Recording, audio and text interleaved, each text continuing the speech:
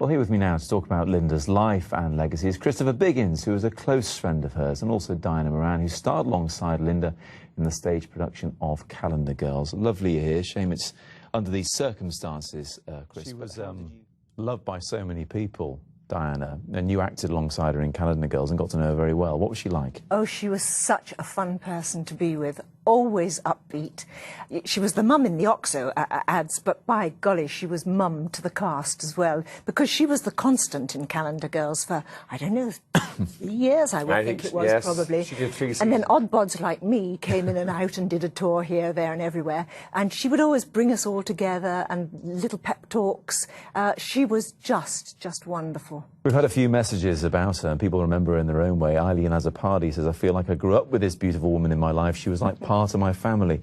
Janet Spencer, I loved her on TV. She was a lovely lady. A lovely lady seems to be what comes through the most, Chris, and I'm sure that was true. Well, she was very excited, wasn't she, about getting a part in this play, A Passionate Woman, just before she was diagnosed with the cancer. It prevented her from doing it, because she did say she didn't like being typecast in that mumsy kind of role, Diana. Absolutely, and it was the producer of Calendar Girls, the director of Calendar Girls, or the impresario who put it on, who actually was offering her that, and she was so thrilled about having that to do.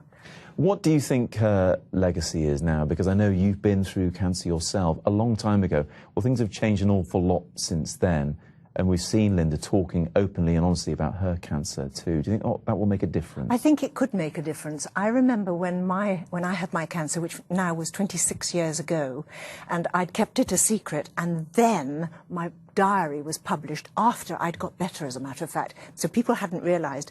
And I remember my surgeon saying to me, because I just hid in a cupboard once the press actually knew what had happened to me, and the surgeon said to me, Diana, you've lifted off the lid of the can of worms, and only good can come out of this. And I was thinking about that today, and that's probably what will now happen, and that'll probably be Lynda's legacy, that people will talk about it. Thank you both so much for coming in and sharing your memories of Lynda Bellingham today. Thank you. Thank you.